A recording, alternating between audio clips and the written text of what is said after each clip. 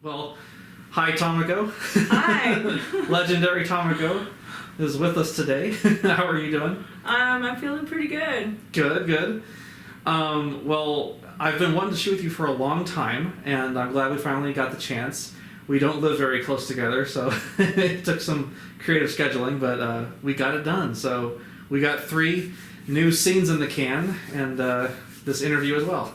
Exactly. Yep. So tell me a bit about your background, like what got you into maybe fetish content and then Vore specifically. Well, I started out in regular acting. I used to just do commercial acting, then got into film, and then into modeling as well, all together. And basically, I'd say when I moved to Los Angeles, that's when all the fetish people kind of found me or spotted me. I had a bondage producer contact me from my modeling site, and then the people that are into wrestling saw my build and thought I'd be a good wrestler. That's where I got my pro wrestling, and then the feet people noticed my feet when I did the bondage shoot. This is all kind of like daisy chained together. Yeah, exactly. Went to some conventions, and then my name got more out there. People didn't know who I was, and then that's kind of how it all started. Was it uncomfortable, or was it kind of like, okay? Or were you ever like weirded out, or? Not really, no, because I guess I'm pretty an artsy person anyway. I'm creative, so I think I liked it because it was out of the norm. I mean, I don't even like doing film that's, like, I don't really care to do commercials because they're kind of boring to me. I'd rather do character actors. Yeah. Actors, that you can be, I get typecast as goody-goody, cop, medical, Gotcha. Girl next door, but it's nice when they make me something like I'm like a little messed up in the head, or that's more creative for me, and so that's why I think the fetish kind of Right. whets that appetite for me. Gotcha. Okay, that's cool. But what about Vore? Like, what was the gateway into Vore? I have a friend who's into Vore. I didn't even know what it was, and he kind of introduced me to it, and introduced me to this worm monster, as well as like his brain eater thing, and he kind of explained it to me, and he allowed me to use this one thing that we shot onto my store, and that's kind of how it started. People started contacting me, asking me if I could shoot customs, and then the more involved I got with Vore, the more creative I actually got with it, because then I'm like, I want to make some more monsters. But Fluffy is definitely the main star. Everybody loves Fluffy. Who doesn't? I mean, he's right. He's cute. He's cute. Yeah, he's cute. He's a giant. That's how it is for me and my plant. That's just my hallmark.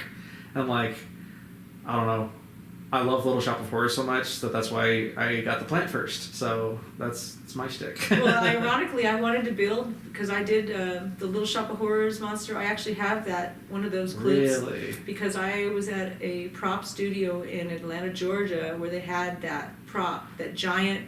So I used him for a Vore clip. I was allowed to use him in this prop place. Huge. It's huge. Like at the end of the play where it's really big and taking up the whole flower shop. That's the one that, if you look it through, I think I might have called it Little Shop of Vore. I forgot what I called the title of it, but it's with that actual thing. And so I thought about building like a plant monster in a pot. Yeah. But it was like, wow, the budget for that, and where would I put it? And I'm like, all struggles. I want him to go out vertically in. Thought that would be super cool, but I'm trying to figure out a way that someone could safely do it. Yeah. Without hurting themselves, Yeah. It's a balancing act, because like my plant prop is just a head really, and I'll throw a green blanket over it sometimes to give it like a neck for someone to go to. But props ain't cheap, and they you gotta store them somewhere. I have a place for Fluffy in the garage up on the rack. Yeah. If anyone would ever ask me what the heck that is up there. Air ducting. Oh yeah, I keep mine in my closet. So, like, when would you say that you sort of dabbled in Vore by request at first, and then sort of like found you like genuinely enjoy it enough to actually produce it? Yeah. Like, do you remember when that tipping point was?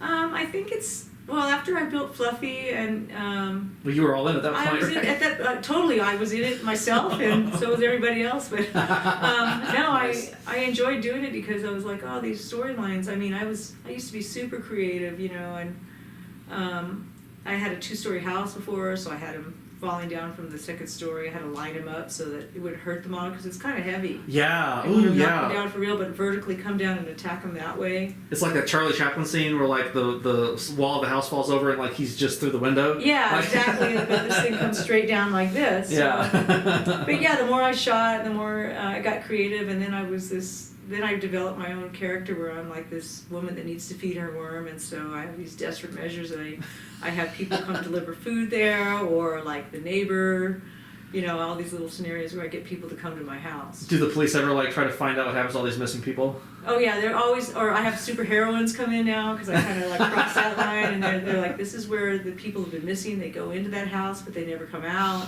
I'm here to stop them, you know, put an end to this, and then I try to act all innocent, like I don't know what you're talking about, and then I feed the worm the super heroine. That's awesome. Despite having a plant prop myself, like I didn't do too much stuff that was directly Little Shop related. Like I mentioned to you when we were shooting earlier that I had a smaller, older prop that I graduated to this big one, and like I actually had a scene where I had a real singer dress up as Audrey, and the plant gets her, and then it grows into the bigger form, and like that's when the old one got retired and the new one took over. Oh, so just okay. that's like one of the very few actual Little Shop tie-ins that I've done. Have you done scenes that were like inspired by more mainstream popular films? Yeah, like I do a lot. I do a lot of these. Sometimes I take real life situations and then I turn them into. I did a funny one where there was like this person's ex, and she's kind of psycho or whatever. Mm-hmm. And so I had one of my friends play, you know, like the psycho person, and she's demanding like where her boyfriend is, and I go, I don't know what you're talking about.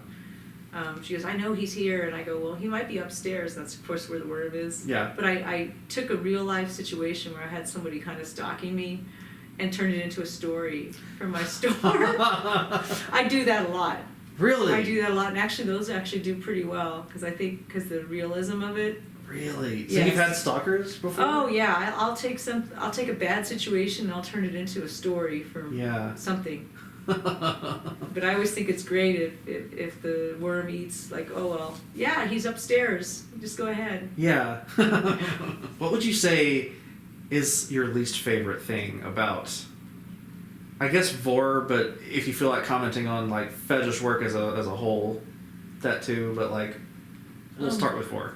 With Vore, my least favorite? Mm-hmm. The worst pain in any of the shooting I do is if there's a lot of things I have to, a lot of shots I have to do where I want to do some sort of an effect or something.